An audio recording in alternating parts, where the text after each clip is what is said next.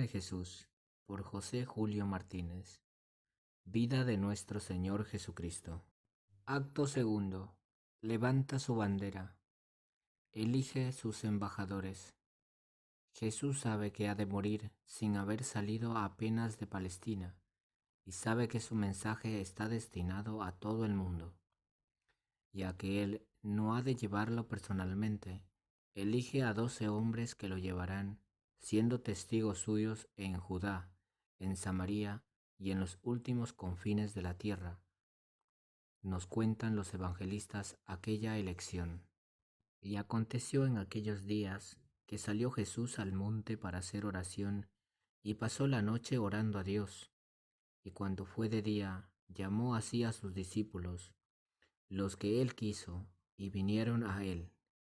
Y escogió 12 de entre ellos, a los que también llamó apóstoles, para que estuviesen con él y para enviarlos a predicar. Y dióles potestad de sanar enfermedades y de lanzar demonios. Eligió a Simón, a quien dio el sobrenombre de Pedro, y a Andrés su hermano, a Santiago del Zebedeo, y a Juan el hermano de Santiago, y les puso por nombre Boanerges, esto es, hijos del trueno, a Felipe y a Bartolomé, a Mateo el publicano, y a Tomás, a Santiago el de Alfeo y a Simón el cananeo, a Judas Tadeo, hermano de Santiago, y a Judas Iscariote, que fue el traidor. Casi todos eran pescadores, trabajadores manuales. El más ilustre de todos era cobrador de impuestos. Es evidente que para fundar su obra, Jesús contaba con una fuerza superior a la de estos hombres. Los 11 primeros eran galileos, el último, Judas, era judío.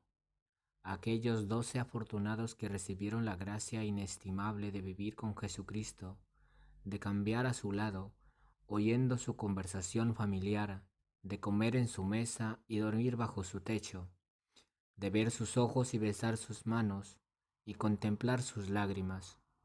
Aquellos 12, cuya amistad con Jesús millones de almas han envidiado secretamente a través de los siglos, no siempre se mostraron dignos de la suprema felicidad que sólo a ellos se concedió. Tardos de cabeza y pequeños de corazón, probaron la paciencia del Maestro, que día tras día los instruye, los forma, los ilumina, los perfecciona. Con facilidad muestran sus deseos de recompensas materiales, su intransigencia con quien no está con ellos, sus envidias mutuas, sus celos sin discreción, sus ignorancias.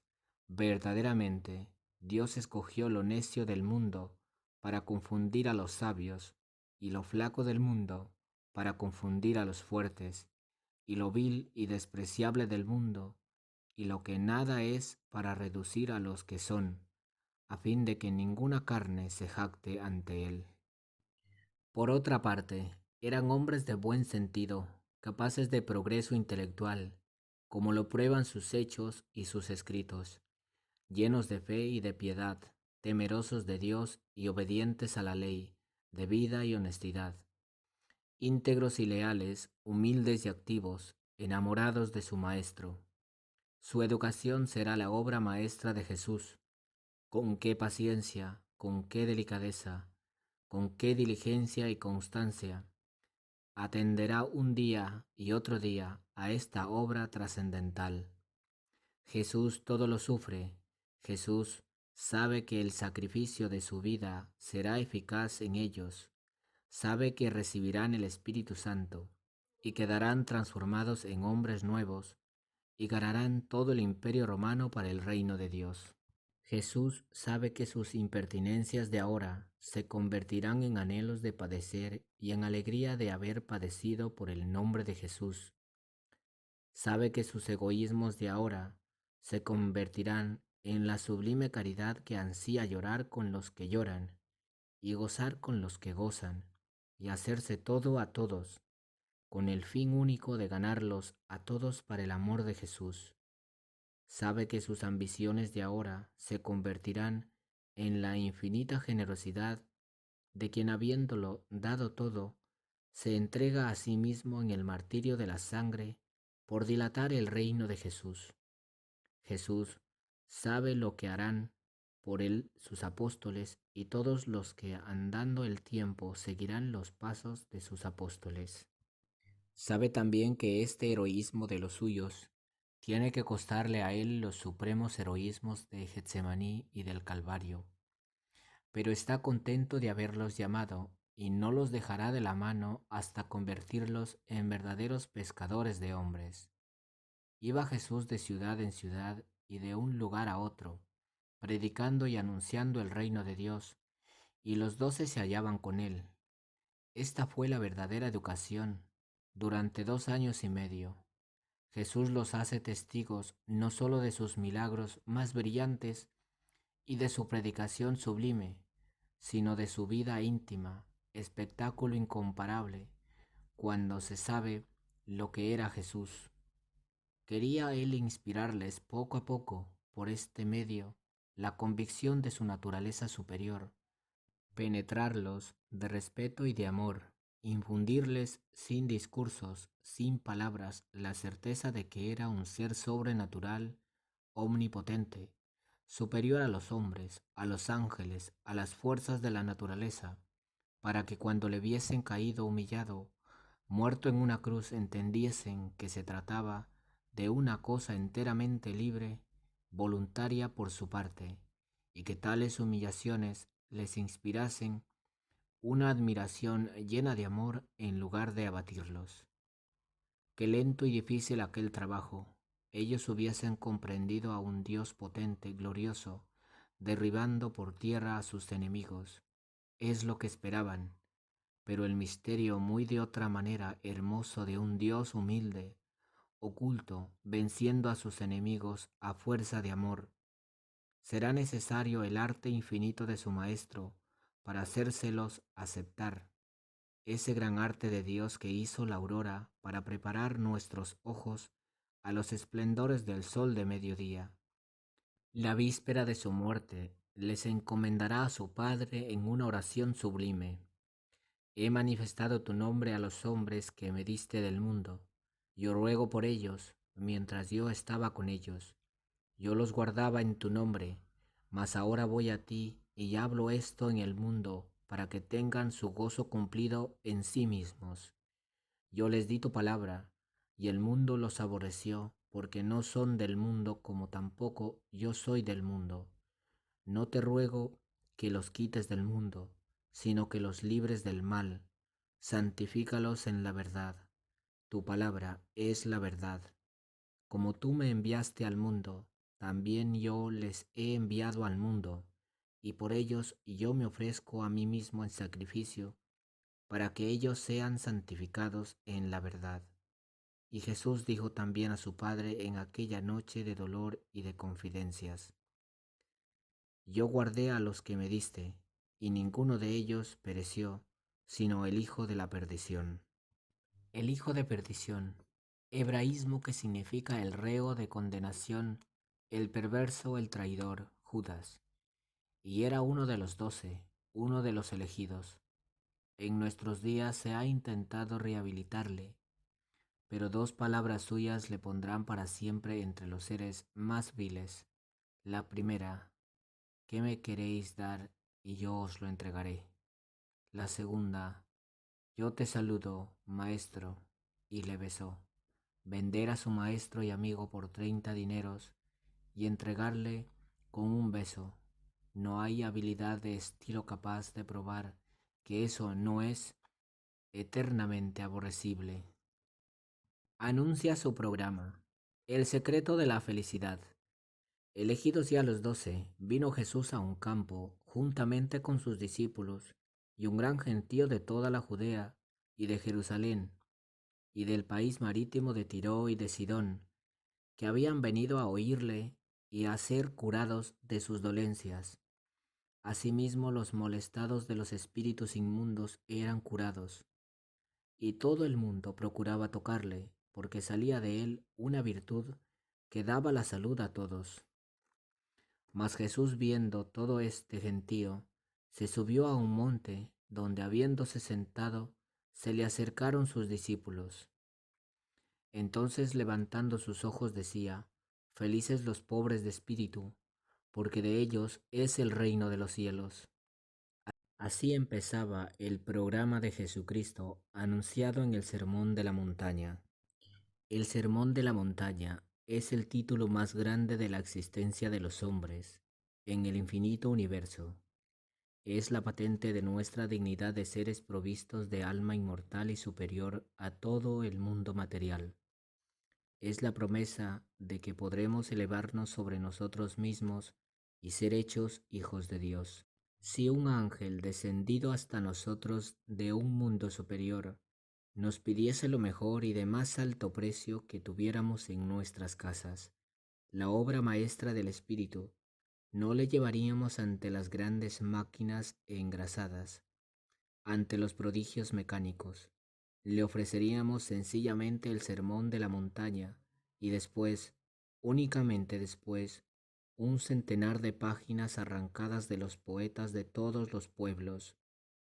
Pero el sermón sería siempre el diamante único refulgente en su límpido esplendor de luz, deslumbrante entre coloreada pobreza de nuestras esmeraldas y zafiros.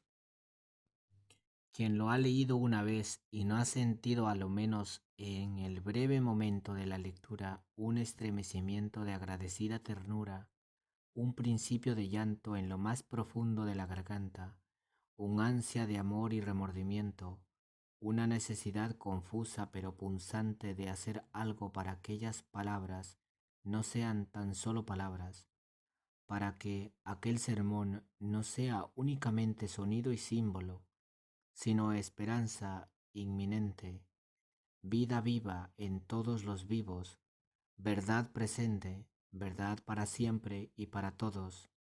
Quien lo ha leído una vez y no ha experimentado algo de esto, mejor que ningún otro merece nuestro amor, porque todo el amor de los hombres no podrá nunca compensarle de lo que ha perdido. Felices los pobres de espíritu, dice Jesús al empezar. Pobres de espíritu son los que tienen su corazón despegado de los bienes de la tierra. Qué dulce será al declinar la tarde, lejos de los negocios y de la fiebre del mundo moderno, leer y saborear lentamente, íntimamente, las mismas palabras del Maestro. Felices los pobres de espíritu, porque de ellos es el reino de los cielos. Felices los mansos, porque ellos poseerán la tierra. Felices los que lloran, porque serán consolados. Felices los que tienen hambre y sed de justos, porque ellos serán saciados. Felices los misericordiosos, porque ellos alcanzarán misericordia. Felices los de corazón limpio, porque ellos verán a Dios. Felices los pacíficos, los que hacen obra de paz, porque ellos serán llamados hijos de Dios. Felices los que padecen persecución por su amor a la justicia, porque de ellos es el reino de los cielos. Dichosos seréis cuando los hombres por mi causa os maldijeren y os persiguieren, y dijeren con mentiras toda suerte de mal contra vosotros. Alegraos y saltad de gozo en aquel día, porque es muy grande la recompensa que os guarda en los cielos. Doctrina jamás oída en el mundo, doctrina admirable, doctrina de Dios. ¿Quién que no fuese Dios pudo hallar esta solución para el problema de la felicidad que a todos los filósofos preocupó, y esta fuente para saciar la sed de felicidad que a todos los hombres abraza? Y aunque la hubiese hallado, ¿quién se hubiera atrevido a ponerla? Y aunque la hubiese propuesto, ¿quién la hubiera creído? Y he aquí que millones y millones de varones y mujeres de todas las naciones y épocas no solo han creído en esta doctrina, sino que han ajustado a ella su vida toda y han sido felices en el mundo, felices ahora y después, como quien teme que no le hayan entendido bien, tras el código de la bienaventuranza, proclama el de la mala ventura. los desgraciados. En cambio, ay de vosotros los ricos, porque ya tenéis vuestra consolación. Ay de vosotros los que estáis hartos, porque tendréis hambre. Ay de vosotros los que ahora reís, porque gemiréis y lloraréis. Ay de vosotros cuando os bendijeren los hombres, porque eso mismo hacían sus padres con los falsos profetas. El deber de los escogidos. Como aludió a los profetas falsos, se vuelve un momento a los discípulos que están a su lado y les dice para que sean profetas buenos. Vosotros sois la sal de la tierra, vosotros sois la luz del mundo.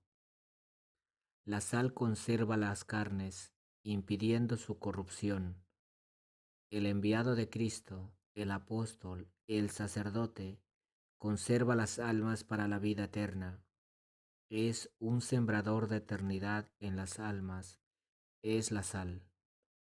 La luz penetra en los lugares inmundos y no se mancha, arroja las tinieblas y no se oscurece, desciende del cielo y alegra la tierra.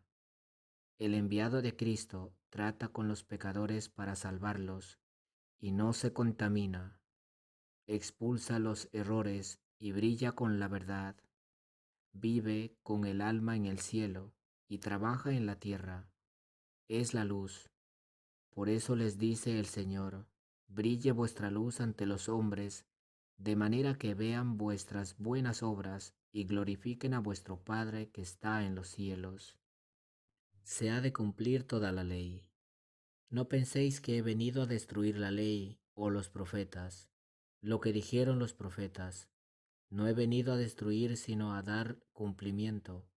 Porque en verdad os digo, antes pasarán el cielo y la tierra, que pase una jota o una tilde de la ley, sin que todo se cumpla. La jota era la letrita más pequeña del abecedario hebreo. El que deshaga pues uno de estos mínimos mandamientos y enseñe esto a los demás, será tenido por mínimo en el reino de los cielos. Mas el que los observe y los enseñe será considerado grande en el reino de los cielos. Porque os aseguro que si vuestra justicia no supera a la de los escribas y fariseos, no esperéis entrar en el reino de los cielos. Jesucristo sienta aquí el gran principio. Para levantar el mundo es preciso levantarse a sí mismo. ¿Cómo? Obedeciendo a la ley, cumpliendo la voluntad de Dios, y después como dueño de esta ley, la despoja de los comentarios e interpretaciones humanas que la habían desfigurado. Separa el espíritu de la letra, o mejor, penetra hasta el fondo de la letra para sacar el espíritu y despliega en toda su belleza la eterna ley de la humanidad, añadiendo en nombre propio las perfecciones que él mismo ha venido a traer. Su trono es cada vez más firme, más divino, la repetición de las palabras. Se dijo a los antiguos, pero yo os digo, infunde en esta parte de su discurso una majestad imponente y suave. Siéntese la presencia de un supremo legislador. De la ira, habéis oído que se dijo a los antiguos, no matarás, y el que mate sea reo de juicio, es decir, sea llevado al tribunal para que le pongan allí su castigo. Pero yo os digo que todo el que se aira contra su hermano es reo delante del tribunal, y el que diga a su hermano raca será reo delante del Sanedrín, y el que diga insensato será reo de la gehenna del fuego. Raca era un insulto como imbécil entre nosotros. Con estas impresiones nos advierte Jesús que no solo matando o haciendo grave daño se peca, sino también mostrando ira o insultando gravemente al prójimo. Si pues estás ofreciendo ante el altar tu ofrenda y te acuerdas entonces de que tu hermano tiene algo contra ti, deja tu ofrenda allí en el altar y vete primero a reconciliarte con tu hermano y entonces vuelve y ofrece tu ofrenda. Arréglate pronto con tu adversario, mientras estás con él en el camino, no sea que el adversario te entregue al juez y el juez al ministro, y seas arrojado en la cárcel, porque de allí te aseguro que no saldrás hasta pagar el último cuadrante o céntimo. Sobre el adulterio. Habéis oído que se dijo a los antiguos, no cometerás adulterio. Mas yo os digo que todo el que mire a una mujer para desearla ya ha cometido adulterio con ella en su corazón. Si tu ojo derecho te escandaliza, arráncalo y arrójalo lejos de ti, porque más te vale perder un miembro que ser arrojado entero en el infierno. Y si tu mano derecha te escandaliza, córtala y arrójalo lejos de ti, porque más te vale perder un miembro que ir entero al infierno. Jesús hace una comparación enfática. El ojo derecho, la mano derecha, indican cualquier cosa que tenemos en mucha estima.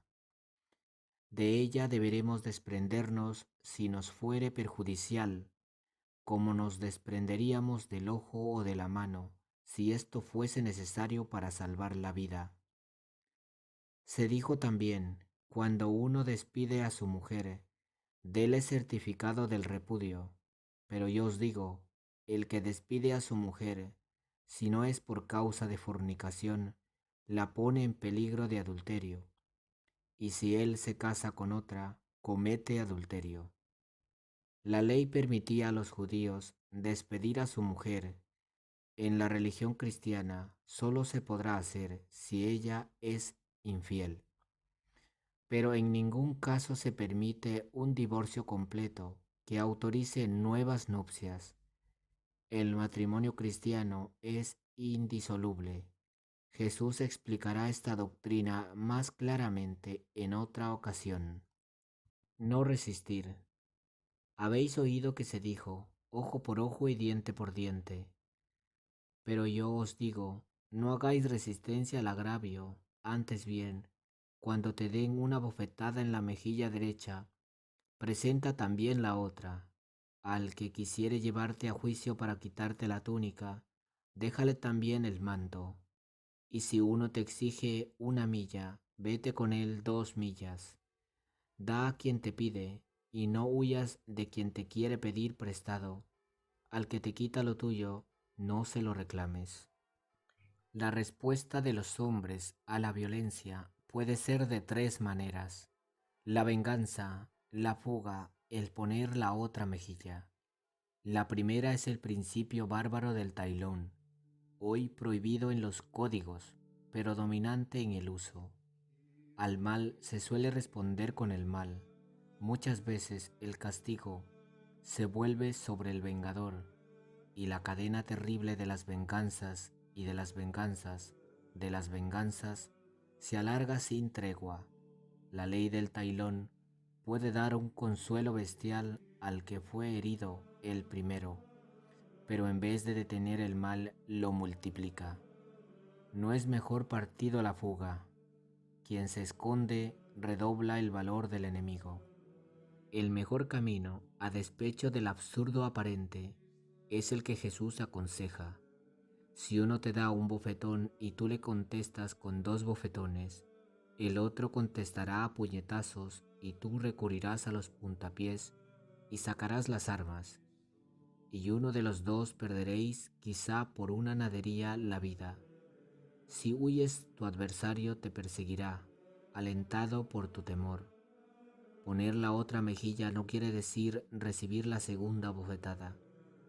Significa cortar desde el primer anillo la cadena de los males siguientes. Tu adversario, que espera la resistencia o la fuga, se siente humillado ante ti y ante sí mismo. Todo se lo espera menos eso.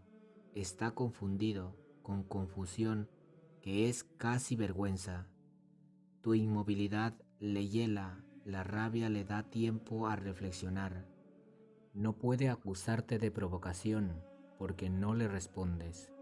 No puede acusarte de miedo porque estás dispuesto a recibir el segundo golpe. Todo hombre tiene un oscuro respeto del valor ajeno, especialmente si este valor es moral, es decir, de la especie más rara y difícil. El ofendido que no se enfurece ni escapa demuestra más dureza de ánimo, más dominio de sí, más verdadero heroísmo que aquel que en la ceguera de la furia se lanza sobre el ofensor para restituirle doblado el mal recibido. La impasibilidad cuando no es tontería, la suavidad cuando no es cobardía, asombra como todas las cosas maravillosas, incluso a las almas vulgares, hacen comprender a la bestia que aquel hombre es más que un hombre. Amor a los enemigos. Habéis oído que se dijo, amarás a tu prójimo y odiarás a tu enemigo. Pero yo os digo, amad a vuestros enemigos, haced bien a los que os odian, bendecid a los que os maldicen, y orad por los que os persiguen y calumnian, para que seáis hijos de vuestro Padre que está en los cielos, el cual lo mismo hace salir el sol sobre los buenos que sobre los malos, y llueve sobre los justos que sobre los injustos. Porque si solo amáis a los que os aman, ¿qué premio vais a tener? ¿No hacen eso aún los publicanos? Y si solo a vuestro hermano saludáis, ¿qué hacéis de más? ¿No hacen eso aún los gentiles? Y si solo a los que os hacen bien hacéis bien, ¿qué gracia merecéis? Porque aún los pecadores prestan a los pecadores para que les hagan ellos lo mismo. Así pues, amad a vuestros enemigos, haced beneficios y prestad sin esperar nada por ello, y será grande vuestra recompensa, y seréis hijos del Altísimo, porque Él es benigno con los ingratos y malos. Sed pues perfectos como vuestro Padre Celestial es perfecto.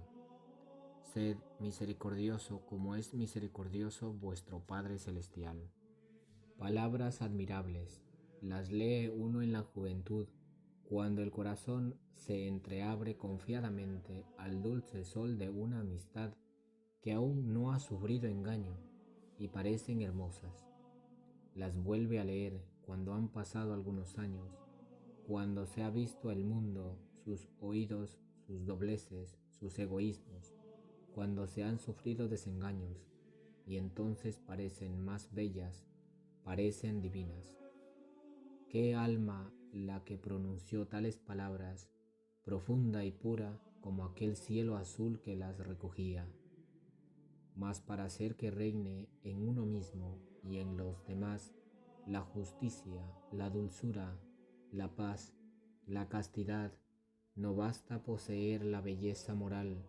Mejor dicho, no hay belleza moral, ni justicia, ni pureza, ni dulzura, ni dominio sobre sí mismo, ni desinterés para con los demás, si Dios no es llamado, si Él no viene a bendecir y conservar y crecer esas raras virtudes. El gran defecto de los reformadores consiste en creer que basta amar a los hombres para reformarlos. Es necesario primero amar a Dios. El corazón no sentirá calor por el lado que mira a la tierra, si está frío por el lado que mira al cielo. Y por eso a la elevación y pureza de la parte que se refiere a los hombres, quiere Jesús que añadamos la absoluta belleza moral de esa otra parte del corazón, todavía más profunda y más hermosa, que se refiere a Dios. Sobre la vanidad y la oración.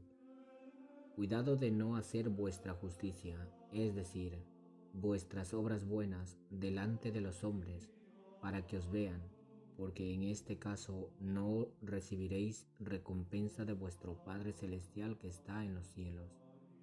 Así pues, cuando hagas limosna, no vayas tocando la trompeta ante ti, como acostumbran los hipócritas en las sinagogas y aldeas, para que los honren los hombres. En verdad os digo que ya han recibido su premio. Cuando tú hagas limosna, que no sepa tu mano izquierda lo que hace tu derecha, para que tu limosna quede en secreto, y tu Padre, que ve en lo secreto, te recompensará. Cuando hagáis oración, no seáis como los hipócritas, que gustan pararse a orar en las sinagogas y en los ángulos de las plazas para ser vistos de los demás. En verdad os digo que ya han recibido su recompensa. Cuando tú quieras rezar, entra a tu aposento y cierra la puerta, ora a tu Padre en el retiro, y tu Padre que ve en el retiro te premiará. Cuando oréis, no habléis mucho como los gentiles, que piensan que con hablar mucho serán oídos. No os parezcáis a ellos, que ya antes de que se lo pidáis, sabe vuestro Padre lo que necesitáis. Oraréis de esta manera: Padre nuestro que estás en los cielos, santificado sea tu nombre. Venga a nosotros tu reino. Hágase tu voluntad, así en la tierra como en el cielo. El pan nuestro de cada día, dánosle hoy. Perdónanos nuestras deudas, así como nosotros perdonamos a nuestros deudores. Y no nos dejes caer en la tentación, mas líbranos del mal. Amén. Porque si perdonáis a los hombres sus faltas, también a vosotros os perdonará vuestro Padre Celestial vuestros delitos.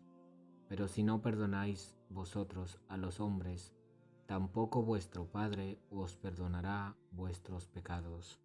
Por primera vez ha pronunciado Jesús la oración del Padre Nuestro, oración sencilla para los sencillos, profunda para los profundos, inmensa y de alguna manera universal e infinita como Dios y la humanidad. Todo se encuentra en ella, lo que se refiere a la tierra y lo que se refiere al cielo, lo presente y lo porvenir, el tiempo y la eternidad, y todo bajo una forma jamás antes conocida. El niño puede balbucear y entender esta plegaria, y el genio no puede agotar su profundidad. El santo la recita entre lágrimas.